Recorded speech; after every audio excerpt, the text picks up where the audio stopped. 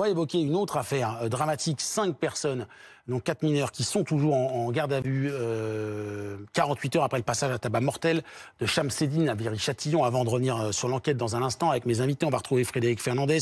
Bonsoir Frédéric Fernandez, envoyé spécial évidemment de BFM TV. L'émotion toujours très vive dans cette commune de Viry-Châtillon. Toute la matinée, alors que le collège est fermé parce que c'est des vacances, des fleurs ont été déposées.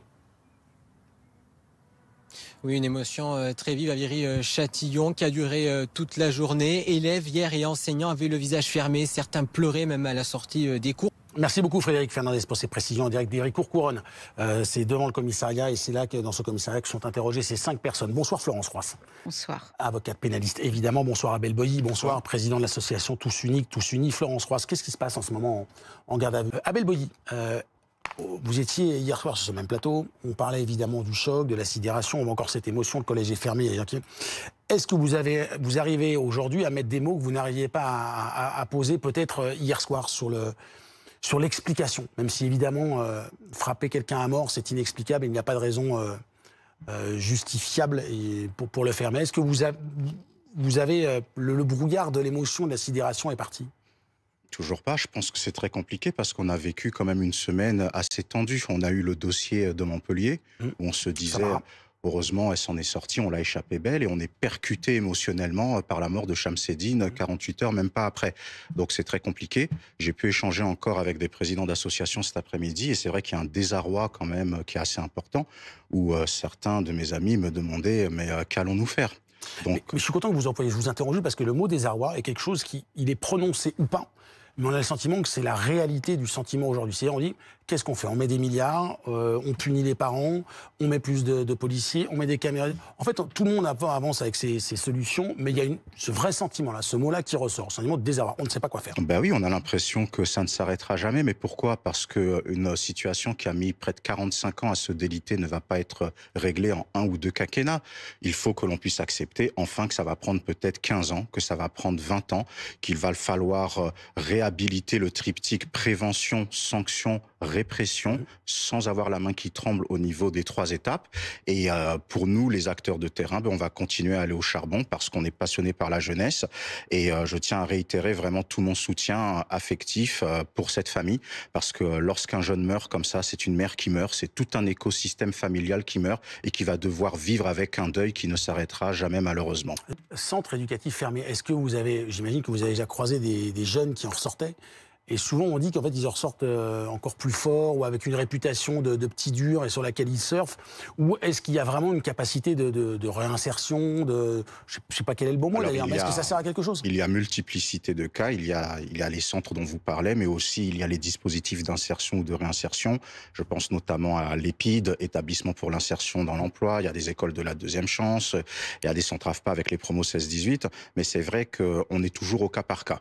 Lorsque l'on parlait notamment du trafic de stupes, donc qui n'a plus rien à voir, semble-t-il, avec l'histoire de Viry-Châtillon.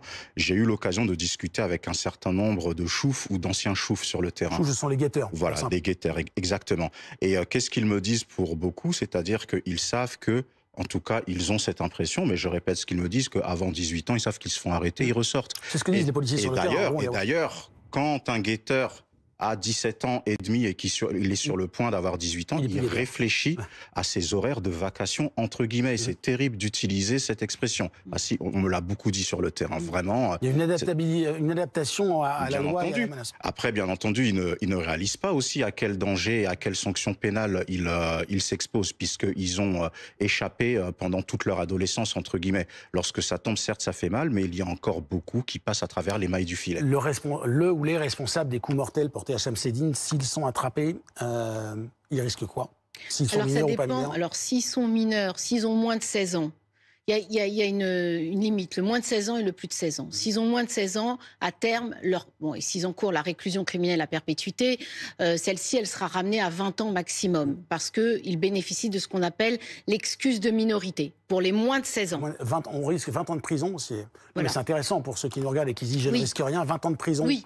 20 ans de prison pour un moins de 16 ans. Ouais. À partir de 16 ans, cette excuse de minorité qui s'applique peut être écartée au cas par cas en fonction du profil, des circonstances de l'infraction, etc. Et auquel cas, eh bien, le plus de 16 ans, il peut encourir la réclusion criminelle à perpétuité. Ça change quelque chose selon vous? Le fait qu'on risque autant C'est un débat qui a vu sur l'abolition de la peine de mort. C'est-à-dire qu'en gros, la peine de mort n'empêche pas ceux qui font de tuer de tuer. Est-ce que là, en l'occurrence, c'est la même chose de savoir qu'il y a cette sanction-là ou pas? Est-ce que ça les empêche d'agir? En tout cas, ce qu'il est important dans le cadre de la prévention, c'est de mettre au courant les jeunes de ce qu'ils risquent, bien entendu. Ça, c'est très important. Et si on ne le fait pas, on serait dans une sorte de faute professionnelle, même de faute citoyenne. Maintenant, on est toujours au cas par cas. Chacun est libre de sa compréhension, chacun est libre de son parcours et chacun est libre de ses choix. C'est pour ça qu'il faut beaucoup insister sur la responsabilité citoyenne et être auprès de ces jeunes, même les plus difficiles, parce qu'il y a besoin de communication. Ces jeunes aussi ont besoin de rôle modèle, ont besoin de facteurs d'identification afin de ne plus utiliser leurs milieux sociaux comme excuse pour... On va revenir justement sur ce modèle, parce qu'hier soir, je vous ai posé la question, on n'a pas eu le temps de l'aborder. Florence, et puis j'en reviens à vous. Oui, ce que je voulais dire, c'est qu'on met tout sur les épaules de la justice, et voire de la police, mais il y a aussi tout ce qui est en amont, c'est-à-dire tout ce qui est l'aspect culturel, éducation, l'autorité, l'école. Abel Boilly, je résume ce que vous m'avez dit hier. En gros, les modèles, quand on habite dans certains quartiers, c'est soit je suis footballeur, soit je suis rappeur. On peut presque rajouter maintenant influenceur. Est-ce que c'est ça aussi qu'il faut changer? C'est-à-dire qu'on peut réussir dans la vie sans être joueur de foot, rappeur ou influenceur? Bien sûr, alors je reprécise qu'on n'a rien contre les footballeurs et les rappeurs. Donc heureusement, sauf les mauvais footballeurs, les mauvais rappeurs, les mauvais influenceurs. Ceux qui ont les pieds carrés. Évidemment. Mais sinon, heureusement qu'il en faut, mais en fait, il faut pouvoir proposer des rôles modèles avec un panel complet en fait de filières professionnelles possibles. Parce que ce qu'il y a de problématique avec ces choix restreints, c'est toujours l'aspect de l'argent facile. Il n'y a pas la notion de l'effort, il n'y a pas la notion du travail, il n'y a pas la notion de la persévérance, comme je disais hier soir. Et vous avez un certain nombre de ces jeunes qui, bien entendu, sont minoritaires, faut le préciser, hein, et encore heureux. Il y a plein de gens qui travaillent et qui sont sérieux, qui respectent. C'est l'écrasante majorité. Et la majorité des jeunes qui subissent les mêmes injustices sociales au quotidien se battent pour s'en sortir. Mais justement, cette culture de l'argent facile, cette culture du matériel, cette culture de la beauté qui va en corrélation avec l'hypersexualisation du corps de la femme. Donc il y a ce cocktail détonnant qui malheureusement dévie une partie non négligeable de notre jeunesse du droit chemin. Qui peut faire passer ce message? Les acteurs de terrain, mais comme ça a été dit, nous devons tous nous remettre en question, mais même nous, au niveau des acteurs de terrain, je pense à titre personnel, et c'est un propos qui n'engage que moi, que même la manière dont nous abordons la citoyenneté avec les jeunes doit changer. On ne peut plus arriver, comme il y a 15-20 ans, en disant aux jeunes, voici ta liste de devoirs, voici ta liste de droits, obéis et tais-toi. Ça ne marche plus. Aujourd'hui, un jeune de 15 ans, de 16 ans, ce n'est pas un jeune de 15 ans ou de 16 ans de mon époque, et il y a besoin d'aller dans le parcours de vie. On est obligé d'aller dans les abcès, dans les blessures, donc on est obligé d'avoir des notions de psychologie, donc c'est un travail qui est beaucoup plus énergivore, mais c'est comme ça aussi qu'on va pouvoir créer des points d'accroche et des facteurs d'identification. Un travail passionnant, indispensable. Merci beaucoup Abel Boilly, merci beaucoup Florence Roise d'avoir été sur le plateau.